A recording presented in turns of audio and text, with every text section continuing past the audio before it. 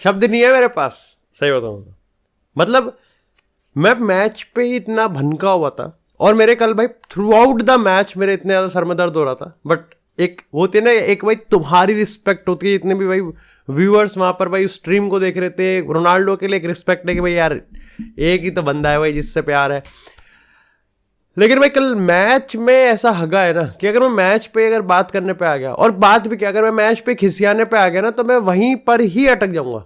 और उसके बाद जो हम देख रहे हैं कि भाई यहाँ पर WWE रेसलमेनिया चल रही है मैच से पहले, जो कि ऐसा लग रहा है कि मेरे को लगता है कि ऐसा जब मैं 8 साल 9 साल का हूँगा ना, और मेरे को कभी सपने आते होंगे कि अगर मेरे पे इतने पैसे होते तो मैं क्या करता, मैं ये सब करता।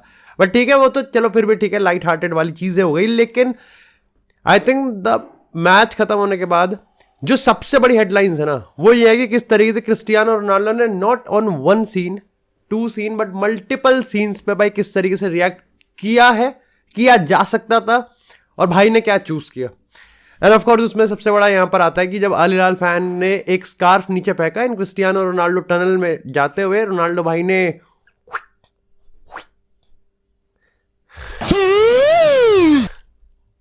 उसके बाद यहाँ पर एक इंसिडेंट था जब अल हिलाल के फैंस यहाँ पर मेसी मेसी चैंट कर रहे थे, क्रिस्टियानो रोनाल्डो ने वहां पर काम डाउन वाला सेलिब्रेशन करा, और उसके बाद कहा कि मैं यहीं पर ही हूं। एंड देखो यार, सिंपल सी बात है, सबसे पहले मैं मैच पे बात कर लेता हूं, क्योंकि उस पर तो टाइम चाहिए यार थोड़ा सा। ये मैच इतना ज्यादा खराब था ना, मतलब इतना ज्यादा खराब था कि मैं अल नसर से इतनी कम क्वालिटी की एक्सपेक्टेशन रखता हूं ना, और ये उसको भी बीट नहीं कर पाया। मतलब तुम समझ सकते हो ना, ये मान के चलो कि अगर 100 में से आपको 33 नंबर चाहिए पास होने के लिए, सिर्फ अल नसर के लिए, सिर्फ अल नसर के लिए मैंने 13 नंबर कर दिए, 20 नंबर की कटौती कर दी, डिस्काउंट दे दी, और वो भाई उसमें भी फेल हो गए।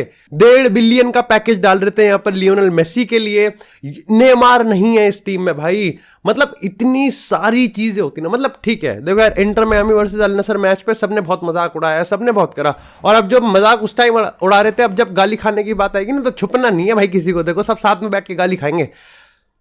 उस मैच में मैंने सबसे पहले रिएक्शन में एक आता कि इंटर मियामी को अगर कोई एक्सपेक्ट कर रहा था जीतने के लिए, तो बहुत बड़ी गलती कर रहा था।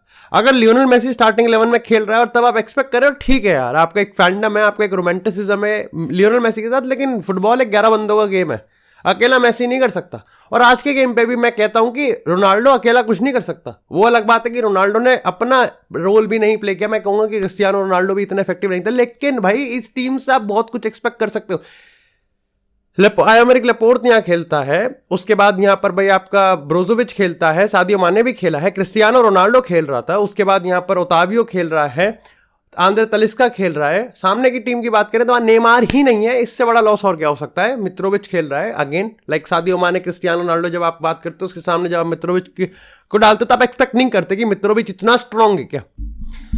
मैं सोच रहा हूं कि अगर इसमें नेमार होता तो अल नसर को खेलने भी दिया जाता। 5 पास का सीक्वेंस गेम में नहीं बना, पोजीशन 55% थी, और अभी मैं तुमसे पूछ लूंगा तो ऑन रैंडम कि कितनी पोजीशन होगी, तो मेरे को लगता कोई कहेगा कि 35, क्योंकि ऐसे ही था, गेम ही ऐसा। आप स्टैट्स तो प्रूव्ड है, वो तो प्रूफ है। एक जो आंखों देखा गेम होता है ना, वो तो यही है कि भाइयों ने वहां पे पॉटी करी है, पॉटी। मतलब इतना ज्यादा खराब था, मतलब और the reason why I am saying is because जब क्रिस्टियानो रोनाल्डो खेलता तो मेरा तो बस एक एक्सपेक्टेशन होती है रोनाल्डो से। अब ऑफ कोर्स जब ऐसे मैचेस होते हैं ना, तो हमेशा से एक्सपेक्टेशन आती है भाई रोनाल्डो रिटायर हो जाना, भाई क्यों अपने आप को रगड़ रहा है, और ये होता है। तुम में से काफी लोग कहेंगे डज इट मैटर। देखो यार, सिंपल सी बात है, मैंने गेम देखा है, ठीक है, मैं रोनाल्डो का फैन हूं, मैंने वो गेम देखा, मैंने टाइम इन्वेस्ट किया है, मेरे लिए मैटर करता है। मैंने अपने लिए एक मिनिमम एक्सपेक्टेशन 33 पे ही पास नहीं कर रहा, मैं तो 13 पे पास कर रहा हूं, और तुम उसको भी बीट नहीं कर पा रहे। एंड आ जाते हैं थोड़ा सा यहाँ पर कॉन्ट्रोवर्शियल टॉपिक पे। सबसे पहले वो मेसी फैंस को लेकर क्रिस्टियानो का कैसे रिप्लाई। देखो यार, मैंने हमेशा से इस चीज पे उसको डिफेंड किया है, it's his choice, like seriously his choice. कोई बंदा यहाँ पर किसी चीज को कैसे सेलिब्रेट करता है, कोई बंदा यहाँ पर किसी चीज को कैसे रिप्लाई करता है, आई थिंक ये पर्सनली उसका टोटली उसका पर्सनल मोमेंटम या फिर उसका पर्सनल जो भी उसका डिसीजन है होना चाहिए।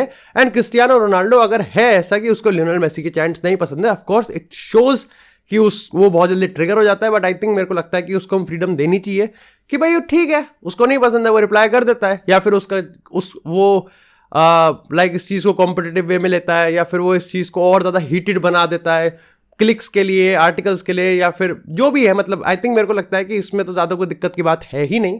हाँ, ऑफ कोर्स तुम ये बहुत इजीली कह सकते हो। इसमें मैं बस एक चीज कहूंगा कि if Ronaldo is doing it, I think उसकी टीम को या फिर क्रिस्टियानो रोनाल्डो को पता होना चाहिए कि भाई इट इज़ वेरी वल्नरेबल, कोई भी मुंह उठा के कह देगा कि how easily Ronaldo can be triggered और कितना इनसिक्योर है, और आप उसको बहुत मुश्किल से डिफेंड कर पाओगे, जैसा मैं बता रहा हूँ आपको कि ये बस आई थिंक मेरे को उसको बस फ्रीडम मिलनी चाहिए, आप दे सकते हो।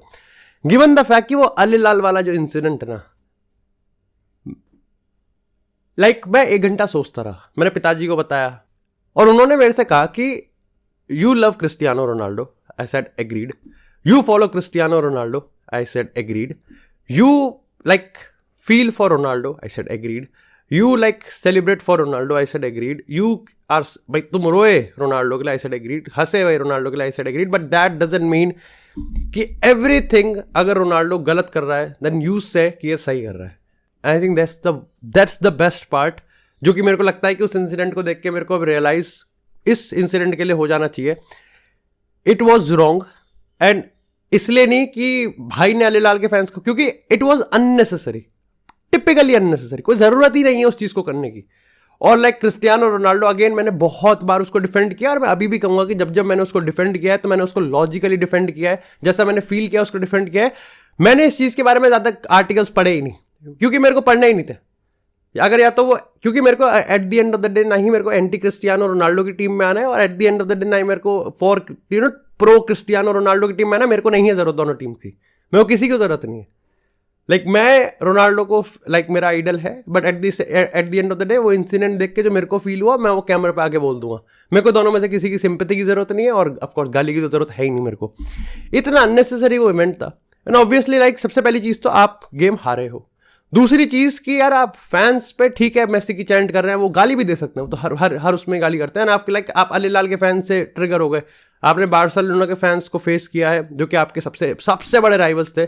आपने यहाँ पर इंटरनेशनल के फैंस को किया है, आपने यहाँ पर पोर्चुगल के होते हुए आपने काफ़ी बड़े बड़े कंट्रीज़ के फैंस को यहाँ पर फेस किया है, and you get triggered by Al Hilal fans. ये मेरे को लगता है कि बहुत अननेसेसरी था।